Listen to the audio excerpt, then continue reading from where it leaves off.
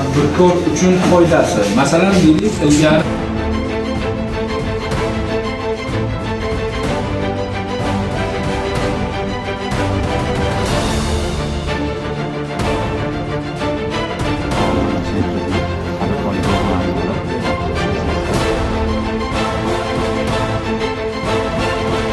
Izganchi bu to'laydi.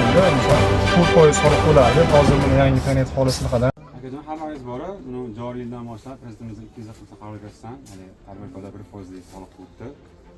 Ko'rgazmamiz chiqarib qo'yibdi. Sog'lom vaqt to'lanyaptimi aka? Kamchiliklar yo'qmi? Tushunmovchilar bo'lsa, biz so'rasangiz savol-javob o'sha telefoningizdan internet holatini xatdan o'tasiz. Albatta, o'zingizning shaxslar joriy yil 1-yanvardan boshlab 1% aylanma soliq qo'yadi. Xolis payt ro'yxatdan davlat o'tkazsin, kamchiliklar muammo bo'lmayapti. Har bitta qilgan so'z o'zi o'sha payt hosil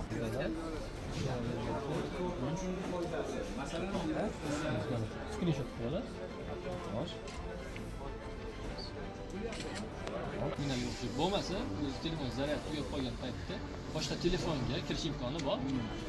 O'zingiz penefelingizni kirgizasiz, sim kartangizni SMS kelsa, SMS tasdiqlash imkoni bo'lishi kerak, lekin ro'yxatda ham chek bermasangiz, o'shanda sizga ikki marta murojaat asosida bo'lganda, birinchisida kelganda murojaat tashlaydi, uni kelib Savdodan siz bittasi esdan chiqib qolishlar holatlar bo'lib qolishi mumkin. Shunaqa paytda iloji boricha imkon qadar uriniladi. iloji boricha yengillik yaratilgan shu kasb apparati. Yanada yengillik qilib berildi-da. Endi ham nima qilinmasa, bundan ham bahona topilsa Shundan qilsa bo'ladimi? Bunda tushunarli. Tadbirkor sifatida siz ham ayting, hozir mana soliq to'lash tartibi Yaxshi bo'ladi. aynan qaysi tomondan qulayliklar? Siz mana hozir soliqni Shunday tarafi shu 1% puli. Lekin notaraflari shu telefon o'chib qolsa, shu taraflar bizga tadbirkorlar jicha miyasi Xavotirga soladi. solib shtirar xavotirga soladi. Chunki 5 million u oylik daromad deganida, shuni xavotir soladi. Imini qishlarda lekin 5 million foyda qilishni ham o'zi qiyin, sezonlarda bo'lishi mumkin. unga ham sabab bo'ladi-yu. Olib turgan mijoz ham tushuntirasiz, telefonim o'chiq deb ko'rsatishingiz mumkin. Haqiqatan nima bo'lishi. Soliq inspeksiyasi, prokuratura, departament idoralarining hamkorligida tadbirkorlarga tushuntirishlar berilyapti. Ya'ni, misol tadbirkorlar aylamadan olingan soliq 1%ga o'tdi. Bu joriy yil yanvar oyidan amalga oshirilmoqda. Shu yuzasidan har bitta tadbirkorlarga tushuntirishlar beryapmiz. Ya'niki, yashirin iqtisodni qisqartirish yuzasidan har bitta shu oldin misol tadbirkorlarimiz 4% aylanma soliq to'lagan bo'lsa, muhtaram prezidentimiz 240 qaroriga asosan joriy yil 1-yanvardan boshlab tadbirkorlar hamda o'zimiz band qilgan shaxslar uchun 1% soliq rejimi yo'lga qo'yilgan. Shu yuzasidan shu har bitta tadbirkor hamda fuqarolarga qo'shimcha bergan savollar va javoblar berib targ'ibotlar amalga oshirilmoqda.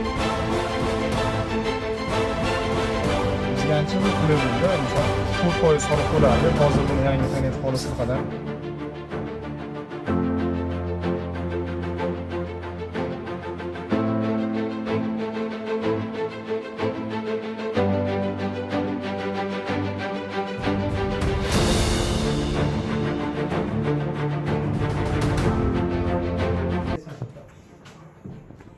Masalan, deylik, ilgarigi eski tartibimiz bo'yicha bozor hududimizda savdo qiladigan tadbirkorlarimizga chakana savdo faoliyati uchun masalan davlat ro'yxatidan o'tganingizda 412 ming eng kam ish haqi miqdorida pensionni sug'urta badali va o'sha 435 ming qat'iy belgilangan daromad solig'i to'lanardi. Ikkalasi bo'lib 847 ming so'm soliq to'lardingiz siz.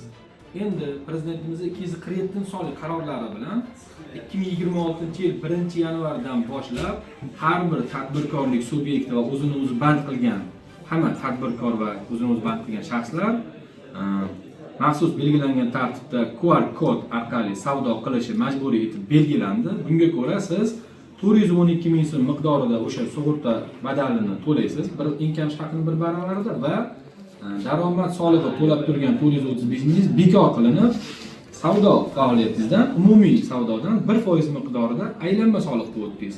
Endi sizga buni qulaylik tarafi yanvar, fevral, mart oyida deylik sizda sal savdo pastroq.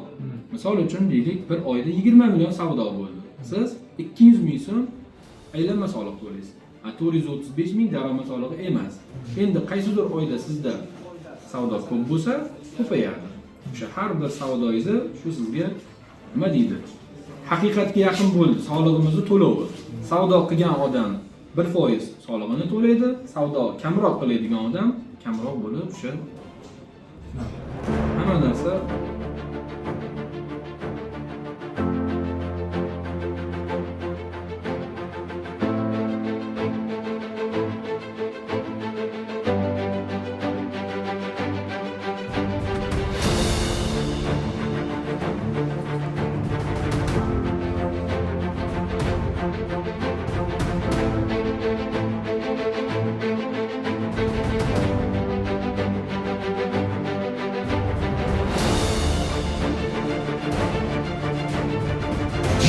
tadbir Yani polsini ro'yxatdan qilyapti. Ishlashda bir kamchiliklar, ishlamay qolganlar bo'lmayapti. Nimalar bilan tushunib oldingizmi? Oldin mana o'tgan yillar bilsangiz, to'l foiz to'lardiz aylanmagan. Hozir prezidentimiz 240 soliq arizasidan joriy yildan boshlab 1% to'layapsiz. Bu sizga mana misol uchun 50 ming so'mlik oyoq kiyim oldi deylik. 50 ming olgandan keyin narxni to'lovini mana olsangiz, mana fuqaroga avtomat QR-kod mana shakllanadi. Agar mabodo fuqaro mani telefonimga tashlab bering shu chekda deydigan holat bo'lib qolishi mumkin. Holat bo'lgan taqdirda mana bitta telefon nomeriga yozasiz va fuqaro nomerini mana yozsangiz. Tadbirkorlarga yaratilib turgan sharoitlar avvalgi holatga qaraganda Bizgancha bu qulay bo'ldi. Misol oldin 4% soliq to'lardi, hozir mana yangi panet polisini qilib shu 1% ni soliqlarni to'lab, bizgancha qulay bo'ldi bu narsa. rahmat. Sog' bo'ling.